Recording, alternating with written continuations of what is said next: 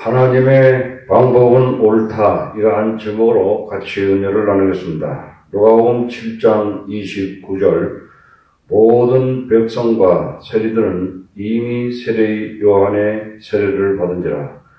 이 말씀을 듣고 하나님을 부럽다 하되, 하나님이 하시는 즉 그 방법은 항상 옳다는 것을 인정하게 될 때, 하나님이 우리에게 주실 때는 간단하고 항상 옳습니다. 우리의 환경이 좋지 않을 때 어떻게 하나님의 방법이 옳다고 인정할 수 있습니까? 하나님의 방법이 우리의 기대를 만족시키지 못할 때는 어떻게 해야 하는 것입니까? 본문은 특히 하나님의 세계 구원 계획에 있어서 하나님의 방법이 옳다는 것을 예수님은 사람들에게 말씀하고 있습니다. 첫째, 오실 그이가 당신이 오니까. 본문은 세례 요한의 제자들이 예수님의 사역에 관하여 보고를 하고 있습니다. 예수님의 사역은 이제까지 들었거나 본 것하고는 확연하게 다릅니다. 한때 예수님은 문둥병에 걸린 사람을 만나신 적이 있으십니다. 이 사람은 혐오스러운 병을 가진 사람입니다. 그러나 예수님은 동정과 주저함이 없이 이 사람에게 손을 대시고 기적적으로 고쳐주셨습니다. 다른 때에는 예수님은 과부의 죽은 아들을 살려주셨습니다. 이 과부는 모든 희망을 상실한 자였습니다. 예수님은 관을 드시며 청년아 일어나라고 말씀하셨습니다. 이 청년은 살아났으며 어머니에게로 돌아갔습니다. 요한의 제자들은 예수님께서 치유하심과 죽은 자를 살리시는 일, 예수님이 사역과 제자 양육하시는 일 등을 보고했습니다. 요한의 제자들은 전에 이렇게 사랑과 동정과 생명 주는 사역에 강렬한 연합을 본 적이 없었습니다. 많은 사람들과 이방인들까지도 예수님을 믿었습니다. 왜 요한의 제자들은 요한에게 이런 보고를 하였던 것입니까? 왜 요한은 예수님을 만나지 않느냐는 것입니다. 그때의 요한은 감옥에 있었습니다. 세례 요한은 헤롯 왕에게 동생의 아내를 취하는 것은 하나님의 법에 어긋나는 일이라고 꾸짖었습니다. 분노와 복수심에 의해서 헤롯 왕은 요한을 감옥에 가뒀습니다. 요한이 잠잠하면 헤롯은 양심의 규칙에서 자유로울 수 있다고 생각하였습니다. 그러나 요한은 헤롯을 두려워하지 않았습니다. 공적으로 헤롯을 회개하고 비판하였습니다. 요한은 하나님이 원하는 것을 정확하게 표현하여 회개하라고 말하였습니다. 이런 이유로 요한은 감옥에 갇혔습니다. 감옥에 갇힌다는 것은 요한이나 자들에게 기대하지 않았던 일이었습니다. 우리가 하나님의 뜻을 100% 행하셨는데 우리를 감옥에 갇힌다고 상상하여 보십시오. 아마도 우리는 받아들이기 힘든 상황일 것입니다. 더욱이 예수님께서 온갖 기적을 행하시면서도 감옥에서 세례 요한을 꺼내주시지 않는 일이 이상한 일이었습니다. 세상의 구주는 나라에 정의롭지 못한 일을 제거하고 사람들에게 평화를 가져오는 일이 아닙니까? 예수님은 메시아기를 예비하러 보낸 헌신된 요한을 돌보시지 않는 것입니까? 이러한 딜레마가 중요한 질문으로 다가왔습니다. 누가복음 7장 19절에 요한이 그 제자들 중 둘을 불러 주께 보내어 가르되 오실 그이가 당신이 오니까 우리가 다른 일을 기다려오리까 하라 하네. 요한의 제자들은 예수님께 나아가서 오실 이가 당신입니까? 하고 질문하였습니다. 세상의 모든 사람들을 구원하기 위하여 세상에 보내신 구주가 당신이 맞느냐는 것입니다.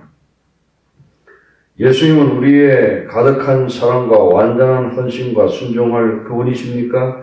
예수님은 우리의 죄를 용서하시고 하늘에서 우리에게 영원한 생명을 주실 수 있으신 분이십니까? 믿음으로 산다는 것은 다양한 색깔을 소유합니다. 때때로 요한과 제자들은 그들에게 기대하지 않았던 상황에 매우 당황하였던 것입니다. 때때로 우리는 어려운 일들과 곤란한 일들, 우리가 비록 주님을 기쁘시게 하기를 원할지라도 이해하지 못하는 일들에 직면할 때가 있습니다. 우리는 우리의 사역들이 성장하지 않게 보이고 경제적인 곤란한 일, 우리의 건강과 다른 사람의 건강 문제와 사랑하는 사람들에게 오해를 받는 일에 직면할 수도 있습니다. 우리가 미래에 대한 의심으로 우리 마음에 짓눌릴 때 우리는 여기에서 어떻게 하는가를 배울 수 있습니다. 그럴 때 우리는 다른 사람이나 교회나 이웃에 대해서 불평하지 말아야 하는 것입니다. 우리 자신에 대해서 집착하지 말아야 합니다. 요한의 제자들이 예수님께 나가서 겸손하게 성경을 공부하고 질문을 한 것처럼 우리도 기도해야 할 것입니다. 예수님의 답변을 받아들이는 것이 문제의 해결책이 되는 것입니다. 예수님은 누가복음 7장 20절에 저희가 예수께 나아 가로되 세례 요한이 우리를 보내어 당신께 말하기를 오실 그이가 당신이오니까 우리가 다른 일을 기다려오리까 하더이다 하니 라고 질문을 예수님은 받으셨습니다. 누가복음 7장 21절에 마침 그 시에 예수께서 질병과 고통과 악기 들린 자를 많이 고치시며 또 많은 소경을 보게 하신지라. 요한의 제자들은 예수님께서 무엇을 행하시는지를 목격하였습니다. 요한의 제자들은 예수님께서 무슨 일을 하고 계신지를 관찰하게 되었습니다. 누가복음 7장 22절에 대답하여 가로되 너희가 가서 보고 들은 것을 요한에게 고하되 소경이 보며 안전뱅이가 걸으며 문둥이가 깨끗함을 받으며 귀머거리가 들으며 죽은 자가 살아나며 가난한 자에게 복음이 전파된다 하라. 실제로 요한의 제자들은 예수님의 치유의 사역 중 비슷한 이야기를 들었습니다. 이러한 사건들을 아마도 요한에게 보고하였을 것입니다. 예수님은 질문에 직접적으로 말씀하신 것을 피하시고 그분이 사역에서 일어나는 일들을 보여주셨습니다. 이사야 35장에 따르면 메시아에 의해 구속된 자들은 시력이 회복되며 귀머거리가 들리며 절름발이가 기뻐 뛴다고 말씀하고 있습니다. 예수님은 성경에 기록된 메시아가 하셔야 할 일을 행하고 계신 것입니다. 예수님은 이스라엘 백성이 기다리시던 오실 그분이십니다. 요한의 제자들은 예수님이 구약에 하나님께서 예언한 메시아인 것을 확신할 수 있었습니다. 문제는 요한의 제자들이 이 사실을 받아들였냐는 것입니다. 누가복음 7장 23절에 누구든지 나를 인하여 실족하지 아니하는 자는 복이 있도다 하시니라. 예수님이 일하시는 방법은 항상 우리가 기대하는 것처럼 하시지 않는다는 것입니다. 우리의 기대나 생각하는 것에 어긋나도 실족하지 마십시다. 예수님은 바로 오실 메시아이신 것입니다. 우리가 기대하지 않는 일이 있을 때 실망할 수 있지만 예수님은 우리가 당한 곤란을 극복할 충분한 가치가 있으신 분이십니다. 아멘. 누가복음 7장 23절에 누구든지 나를 인하여 실족하지 아니하는 자는 복이 있도다 하시니라. 이 구절은 위대한 약속입니다.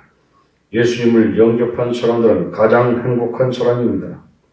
비록 요한이 감옥에 갇히고 목숨을 잃을지라도 예수님을 믿음으로 붙들고 있으면 행복한 사람입니다. 예수님은 우리의 상황이 어떻든 간에 아무리 어려운 문제에 직면하든지 간에 우리 자신에게 집중하지 말고 예수님께 집중하라고 말씀하고 계십니다. 둘째, 당신은 나가서 무엇을 보았습니까? 세례 요한의 제자들이 돌아갔습니다. 예수님은 군중들에게 주의를 집중하였습니다. 요한이 감옥에 있기 때문에 예수님은 사람들 가운데 혼란이 있음을 알게 되었습니다. 요한의 사역에 대해서 수사학적인 대답을 하셨습니다. 누가복음 7장 24절에 요한이 보낸 자가 떠난 후에 예수께서 우리에게 요한에 대하여 말씀하시되 너희가 무엇을 보려고 광야에 나갔더냐? 바람에 흔들리는 갈대냐? 분명하게 사람들은 광야에서 풀을 보기 위해 나가지 않았습니다. 광야에서 제일 아름다운 옷을 입은 사람들을 보러 가지도 않았습니다. 요한은 낙타 털옷을 입었습니다. 요한은 메뚜기와 꿀을 주식으로 먹었습니다. 그러면 사람들은 왜 광야에 나갔습니까? 사람들은 선지자로 생각되는 사람을 보기 위해서 나갔습니다. 그러나 요한이 감옥에 갇힌 후에 사람들은 그가 누구라고 생각되어졌겠습니까? 모든 세대에서 모든 사람들 중에 소수의 사람들이 공적으로 유명해서 관심을 끌게 됩니다. 사람들은 감동했다가 얼마 지난 후에 잊어버립니다. 우리가 잊어버릴 때는 더 이상 기억하지 않습니다. 군중들이 요한을 유명 인사처럼 취급했더라면 요한이 주목한 예수님은 어떻게 대우하였습니까? 요한이 감옥에 있었기 때문에 요한을 의심했다면 예수님께서 십자가에 달리셨을 때 사람들은 당연히 예수님에 대해서 의심을 가졌을 것입니다. 세례 요한의 사역과 예수님의 사역을 연결하는 것은 하나님께서 일하시는 방법에 대한 변치 않는 확실한 사실에 대한 믿음으로 인식될 수 있는 방법인 것입니다. 예수님의 메시지는 매우 시기적절한 것들이었습니다. 오늘날 사람들은 자기 자신에만 몰두하고 있고 현재에만 몰두하고 있고 감정 중심적으로 몰두하고 있습니다. 현재의 영적인 상태나 감정에 충실하는 것은 중요하고 좋은 일입니다. 그러나 하나님께서 과거에 어떻게 역사하신 것을 알지 못하고 현재의 세상 속에서 역사하시는 하나님의 역사를 알지 못하고는 우리의 믿음은 든든히 설 수 없으며 이기주의적이 될 수 있습니다. 그러나 하나님께서 과거에 일하신 것과 현재 일하시는 것이 연결될 때 우리의 관심은 우리에게 있는 것이 아니라 하나님께 집중할 수 있습니다. 우리 자신에 대해서 생각하는 것을 중단하고 하나님에 대하여 집중하는 것을 항상 배워야 할 것입니다. 그렇게 될 때에 우리는 하나님의 역사와 하나님의 일하심에 대한 큰 그림을 그릴 수 있습니다. 아멘.